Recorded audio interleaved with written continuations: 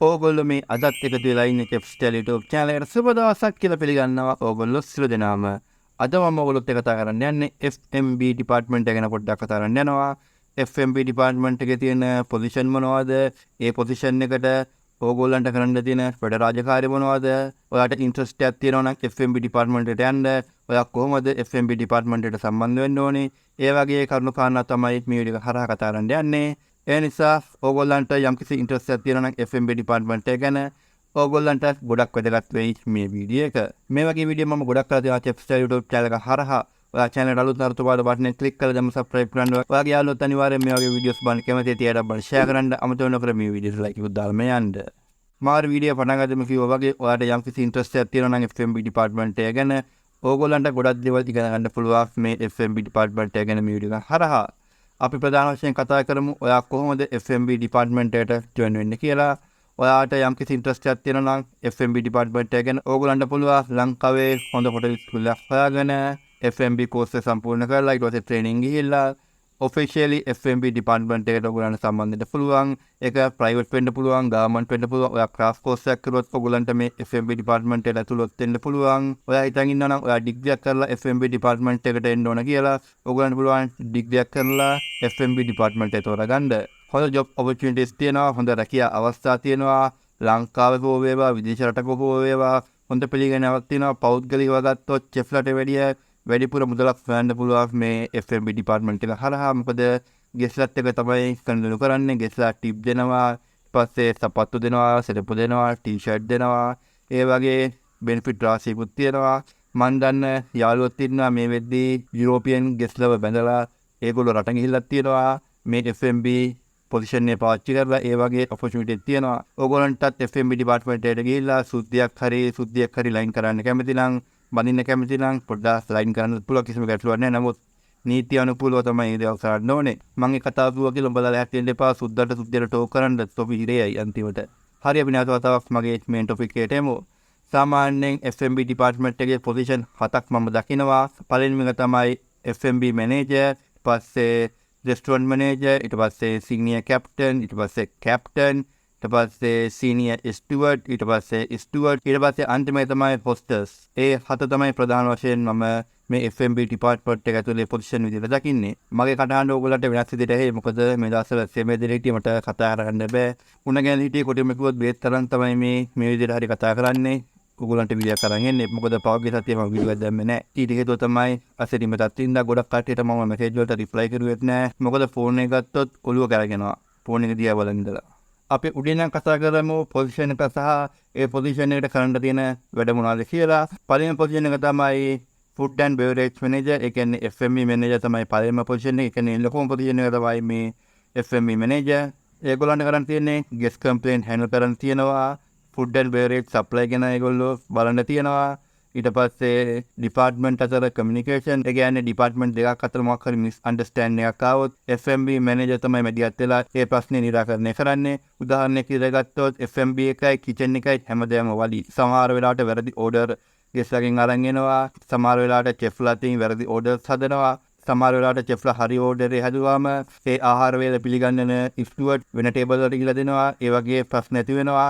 ඒතකොට ඩිපාර්ට්මන්ට් අතර පොඩි ගැටුම් පවතින නිසා එක්සිකියුටිව් චෙෆ් සහ FMB මැනේජර් කතා කරලා ඒකට විසඳුමක් ගේනවා. ඒ දේවලුත් හැන්ඩල් කරන්නේ මේ FMB මැනේජර්. ඊට පස්සේ කෑම වලට වග කියන්න ඕන. කිචන් එකකින් යන කෑම එකට ඒගොල්ලෝ වග කියන්න ඕන. මොකද මොකක් හරි කම්ප්ලේන්ට් එකක් ආවොත් ගෙස් කෙලිම අල්ලගන්නේ චෙෆ් නෙමෙයි අල්ලගන්නේ FMB මැනේජර්ව තමයි ඉස්සල්ලාම අල්ලගන්නේ. ඒ දේවල් වලට මුහුණ දෙන්න ඕන සහ ඒ දේවල් හැන්ඩල් කරන්න ඕන. ඊට පස්සේ ස්ටෑන්ඩඩ්ස් එක මේන්ටේන් කරගන්න ඕන. හැමදාම එකම විදිහට තමයි ආහාර වේල අපි සපයන්න ඕනේ. හැමදාම එකම විදිහට තමයි අපි ටේබල් ඇරේන්ජ් අරවා මේවා හැමදේම ස්ටෑන්ඩඩ් එකට අනුව තමයි අපි හොටෙල් එකක වැඩ කරන්න ඕනේ. ඒ දේවල් මැනේජ්මන්ට් එකත් මේ FMB මැනේජර්ගේ වගකීම. ඊට පස්සේ මැනේජ්මන්ට් එකත් එක්ක day to day business එක ගැන සාකච්ඡා කරන්න ඕන. ඊට පස්සේ මැනේජ්මන්ට් එකත් එක්ක සාකච්ඡා කරන්න ඕන කොහොමද බිස්නස් එක තව සේල් එක කොහොමද වැඩි කරන්න කියලා. ඒ වගේ තීන්දුව ගන්නත් ඕන මේ FMB මැනේජර් කෙනෙක් විදියට. මම මේ කරුණු කාරණා ඉතාමත් සරලව කතා කරුවේ. ඕගොල්ලන්ට සාමාන්‍ය මට්ටමේ දැනුමක් තියෙන කෙනෙකුට උනත් තීරු ගන්න පුළුවන් විදිය තමයි මම මේ වීඩියෝ සීරීස් එක කරන් යන්නේ. දෙවෙනි පොසිෂන් එක තමයි මේ රෙස්ටුරන්ට් මැනේජර්. රෙස්ටුරන්ට් මැනේජර්ට තියෙන වැඩ රාජකාරී තමයි හැමදේම රිපෝට් කරන්න ඕන F&B මැනේජර්ට. ඊට පස්සේ රෙස්ටෝරන්ට් මැනේජර් තමයි තීරණය කරන්නේ ස්ටාෆ් එක කොපමණ ප්‍රමාණයක් අවශ්‍යද කියලා, සාමාන්‍ය ෂිෆ්ට් එකකට කොච්චර ප්‍රමාණයක්ද ඕනේ, සහ සම්පූර්ණ ස්ටාෆ් එක කොච්චරක් ඕනද කියලා සාමාන්‍ය ඒ වගේ තීරණ ගන්න මේ රෙස්ටෝරන්ට් මැනේජර්. ඊට පස්සේ ස්ටාෆ් හය කරනවද නැද්ද, ඉන්ටර්වල් වලට ෆේස් කරන අයව සිලෙක්ට් කරන්නේ මේ රෙස්ටෝරන්ට් මැනේජර්. ඊට පස්සේ ස්ටාෆ් වල සැලරි සම්බන්ධව කතා කරන අයිතියක් තියෙනවා මේ රෙස්ටෝරන්ට් මැනේජර්ට. ඒ කියන්නේ ඔයගොල්ලන්ට යම්කිසි ප්‍රශ්නයක් තියෙනවා සැලරි සම්බන්ධව, ඔයගොල්ලන්ට පුළුවන් කෙලින්ම ගිහලා රෙස්ටෝරන්ට් මැනේජර් එක්ක කතා කරන්න, මට සැලරි වැඩි කරලා දෙන්න කියලා කතා කරන්න පුළුවන්. ඔයාගේ පර්ෆෝමන්ස් එක බලලා තමයි ඒගොල්ලෝ තීරණය කරන්නේ. ඊට පස්සේ ඩියුටි රෝස්ටර් වගේ හදනවා මේ රෙස්ටෝරන්ට් මැනේජර්. ඊට පස්සේ ඩිපාර්ට්මන්ට් බ්‍රීෆින් තියනවා මේගොල්ලෝ. ඊට පස්සේ චෙක් ගෲමින්, හයිජීන්, ඒ කියන්නේ ස්ටාෆ් එක පිළිවෙලට වැඩට ඇවිල්ලාද, රැවුල කපලාද, කොන්ටේ කපලාද, පිළිවෙලට දෙන්නේ, ඇනි ජලා වෙලාද, ඒ වගේ දේවල් චෙක් කරනවා මේ රෙස්ටෝරන්ට් මැනේජර්. ඊට පස්සේ අපි කතා කරමු සීනියර් කැප්ටන් ගැන පොඩ්ඩක් කතා කරමු. තුන්වෙනි පොසිෂන් එක තමයි සීනියර් කැප්ටන්. සීනියර් කැප්ටන්ගේ පළවෙනිම වගකීම තමයි හැමදේම රිපෝට් කරන්න ඕන රෙස්ටෝරන්ට් මැනේජර්ට. ඊට පස්සේ VIP සර්විස් එකක් දෙනවා නම් සීනියර් කැප්ටන්ලා තමයි මේ VIP සර්විස් බාරව වැඩ කටයුතු කරන්නේ. ඊට පස්සේ තුන්වෙනි කාර්යය තමයි සුපර්වයිස් ගෲමින් ඇන්ඩ් ක්ලීනින්. ඒ වගේ දේවල් බලන්න පවා අයිතියක් තියෙනවා මේ සීනියර් කැප්ටන්ට. ඊට පස්සේ කෑම වලට වග කියන්න ඕන. ඒ කියන්නේ ටයිම් ටු ටයිම් කෑම සර්ව් වෙනවද, ගෙස්ලා සන්තෝෂෙන්ද කන්නේ, ඒ වගේ දේවල් පවා වහලා බලන්න ඕන මේ සීනියර් කැප්ටන්. ඊට පස්සේ මෙනු එක ගැන අයිඩියා එකක් තියෙන්න ඕන. මෙනු එකට දාලා තියෙන්නේ මොනවද ඉන්ග්‍රීඩියන්ට්ස් සම්බන්ධව මෙනු එක ගැන නොලෙජ් එකක් තියෙන්න ඕන මේ සීනියර් කැප්ටන් කෙනෙකුට. ඊට පස්සේ ගෙස්ට්ලාගේ සැටිස්ෆැක්ෂන් එකත් බලන්න ඕන මේ සීනියර් කැප්ටන්. ඒ දේවල් තමයි සාමාන්‍ය සීනියර් කැප්ටන්ට තියෙන වගකීම් රාජකාරී. ඊට පස්සේ අපි කතා කරොත් හතරවෙනි පොසිෂන් එක ගැන. හතරවෙනි පොසිෂන් තමයි කැප්ටන්. කැප්ටන් කෙනෙක්ට තියෙන වැඩ රාජකාරිය තමයි report to senior captain. ඒ කියන්නේ ඒගොල්ලන්ට උඩින් ඉන්න කෙනාට අනිවාර්යයෙන්ම report කරන්න ඕන හැමදේම සම්බන්ධව. ඊට පස්සේ දෙවෙනි කාර්යය තමයි responsibility වෙන්න ඕන ගෙස්ලාගෙන් ගන්න orders වලට හරි order එක ගන්න ඕන. ගෙස්ලාගේ මුලල් තියෙන allergic අරව මේවල් ගැන ඒගොල්ලෝ දැනගන්න ඕන. ඊට පස්සේ shift එක ගැන responsibility වෙන්න ඕන. උදාහරණයක් විදිහට ගත්තොත් කවුරු හරි වෙදට ආවේ නැත්නම් මේ captain තමයි මැදිහත් වෙලා ඒකට කව හරි refill කරන්න ඕනේ. කලින් off වෙන්න ගිය කෙනෙක්ව OT දීලා හරි කමන්නේ මේ shift එකට නැවතත් ගන්න ඕන. මොකද ගෙස්ටට අපි හැමතිස්සෙම හරි විදිහට සර්විස් කරන්න ඕන. කිසිම අඩුපාඩුවක් නැතුව සර්විස් කරන්නේ තමයි මේ කැප්ටන්ලාගේ වගකීම. ඊට පස්සේ ගෙස්ට්ලව වාඩි කරන්න ටේබල් එහෙම ක්ලීන් කරලා ඊට පස්සේ ඒ ගෙස්ට්ලව ඒ ටේබල් වලට යවන්න ඕන ගෙස්ට්ලව. ඒ වගේ දේවලුත් කරන්න ඕන මේ කැප්ටන් කියන පොසිෂන් එක තුළ. ඊට පස්සේ වේටර්ලව එහෙම නැත්නම් ස්ටුවර්ට්ලව ඇසිස්ට් කරන්න ඕන මේ කැප්ටන්ලා. ඊට පස්සේ අයිටම් ගැන වග කියන්න ඕන. උදාහරණයක් කියලා ගත්තොත් කට්ලරි, ග්ලාස්, වෝටර් ඒ වගේ දේවල් පිළිසිඳුව දෙන්න ඕන. ඒ දේවල් මේන්ටේන් කරන්න ඕන. හරි පිළිසිඳුව, හරි පිළිවෙලට ටේබල් ඇරේන්ජ් කරලා තියෙනවද කියලා ඒ දේවල් බලන්න ඕන මේ කැප්ටන් කියන පොසිෂන් එක තුළින්. ඊට පස්සේ අපි කතා කරමු සීනියර් ස්ටුවර්ට්ලා ගැන කතා කරමු. ඒ කියන්නේ F&B ඩිපාර්ට්මන්ට් එකේ පස්වෙනි පොසිෂන් එක ගැන කතා කරුවා. ඒගොල්ලන්ට කරන්න තියෙන්නේ මිසම් ප්ලස් රෙඩි කරන්න ඕන. ඒ කියන්නේ ප්ලේට්, කට්ලරි, ග්ලාස් ඒ වගේ දේවල් ක්ලීන් කරලාද, වයිප් කරලාද ඒ වගේ දේවල් චෙක් කරන්න ඕන. ඒරියා ක්ලීන් ගැන බලන්න ඕන. ඒ කියන්නේ රෙස්ටුරන්ට් එක ක්ලීන් කරලා තියෙන්නේ, අතු ගාලා තියෙන්නේ, මකුන්දල් කරලා තියෙන්නේ, දුවිලි තියනවාද ඒ වගේ දේවල් අනිවාර්යෙන් බලන්න ඕන මේ සීනියර් ස්ටුවර්ට්ලා. ඊට පස්සේ ස්ටාෆ් වල ඇටිටියුඩ් පාලනය කරන්න ඕන. මොකද රෙස්ටුරන්ට් එකක් කියන්නේ මරා ගන්න තැනක්. මොකද හැමතිස්සෙම වැඩ කවුරුත් නිකන් ඉන්නේ. ඒගොල්ලන්ට තරහ යනවා. ඒගොල්ලන්ව පාලනය කරන්න ඕන. ඇටිටියුඩ් ටික පාලනය කරන්න ඕන. ඒ වගේමත් තියෙනවා මේ සීනියර් ස්ටුවර්ට්ලාට. ඊට පස්සේ මෙනු, ටේබල් ඒ දේවල් ක්ලීන් එකට තියන්න ඕන. ඊට පස්සේ දවසේ මෙනු එක ගැන අයිඩියක් තියෙන්න ඕන. මෙනු එක එක්ස්ප්ලেইন කරන්න පුළුවන් හැකියාව තියෙන්න ඕන. ඊට පස්සේ ටේබල් ටික ක්ලීන් කරන්න ඕන. ඊට පස්සේ අලුත් විදියට ඒ ටේබල් එක ඇරේන්ජ් කරන්න ඕන. ඊළඟට එන ගෙස්ට් පාස් වෙන විදියට. ඊට පස්සේ Tamanට පල්ලෙන් ඉන්න ස්ටාෆ්ලට ටාස්ක් දෙන්න ඕන. ඕගොල්ලෝ යද්දි මේ දේවල් කරලා යන්න. උදාහරණයක් විදියට ගත්තොත් ප්ලේට් ටික වයිප් කරන්න, ග්ලාස් ටික වයිප් කරන්න, කට්ලරි ටික වයිප් කරන්න.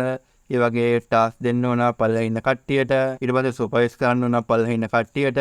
ගෙස්ට් සර්විස් ගැන බලන්න ඕන. ගෙස්ට්ලාට මොනවද රීෆිල් කරන්න ඕනේ, වතුර රීෆිල් කරන්න ඕනද, පස්සේ බාර් වලින් එහෙම ඩ්‍රින්ක්ස් ගේන්න ඕනද, කොක්ටේල් මොක්ටේල් ඒ වගේ දේවල් ඕනද, එහෙම නැත්නම් ප්ලේට් වගේ තව දේවල් ඕනද, කට්ලරි චේන්ජ් කරන්න ඕනද, ඒ වගේ දේවල් බව අනිවාර්යයෙන්ම මේ සීනියර් ස්ටුවර්ට් කෙනෙක් චෙක් කරන්න ඕන. ඒවා තමයි සාමාන්‍ය මේ සීනියර් ස්ටුවර්ට් කෙනෙක්ගේ වගකීම් රාජකාරී. ඊට පස්සේ අපි කතා කරුවොත් හයවෙනි පොසිෂන් එකේ කියන්නේ ස්ටුවර්ට්. ස්ටුවර්ට්ලා කියන්නේ සාමාන්‍යයෙන් ට්‍රේනින් ගිහිල්ලා ට්‍රේනින් ගියන පස්සේ පළවෙනිම හම්බෙන පොසිෂන් එක තමයි මේ ස්ටියුවර්ට් කියන ජොබ් එක. ඒගොල්ලෝ තමයි සාමාන්‍යයෙන් සරල රාජකාරී තියෙන්නේ. සරල රාජකාරී වුණාට ගොඩක් වැඩ රාජකාරී තියෙන පොසිෂන් එකක්.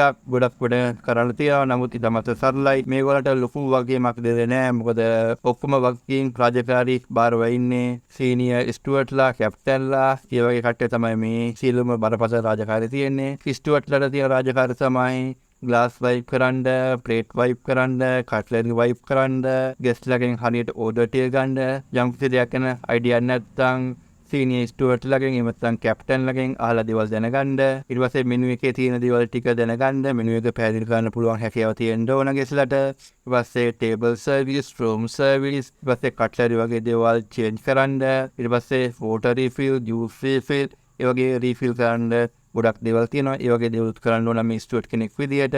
ඊට පස්සේ බාර් වල මොනවා හරි ඩ්‍රින්ක්ස් වගේ තියෙනවා නම් ඒ දේවල් ගෙස්ට්ලාට සර්ව් කරන්න ඕන. ඊට පස්සේ ගෙස්ට්ලා නැකట్లా යද්දී ඒගොල්ලන්ට සුවදශීලීව කතා කරන්න ඕන. ඊට පස්සේ ගෙස්ට්ලාගේ ෆීඩ්බැක් එක දැනගන්න ඕන. ඒ ෆීඩ්බැක් අරගෙන මේ සීනියර් ස්ටියුවර්ට්ලාට, කැප්ටන්ලාට ඒ වගේ ෆීඩ්බැක් ටික කියන්න ඕන. ඒ වගේ වැඩ රාජකාරී තමයි සාමාන්‍ය මේ ස්ටියුවර්ට් කෙනෙක්ට තියෙන්නේ. ඊට පස්සේ අන්තිම තමයි හොස්ටර්. හොස්ටර්ලාට කරන්න තියෙන්නේ සාමාන්‍යයෙන් ගෙස් කම්ප්ලේන් හැන්ඩල් කරලා තියෙනවා. මේ සාමාන්‍ය හොස්ටර් කියන පොසිෂන් එකට ගොඩක් දුරට ඉන්නේ මේ කාන්තා පාර්ශ්වය තමයි ඉන්නේ. ගොඩක්ම කෙල්ල තමයි ගොඩක් ඉන්නේ. ඒගොල්ලන්ට කරන්න තියෙන්නේ ගෙස් කම්ප්ලේන් හැන්ඩල් කරන එක. ඊට පස්සේ VIP සර්විස් ගැන ඒ දේවල් බලන්න ඕන. VIP සර්විස් ගන්න ඕන.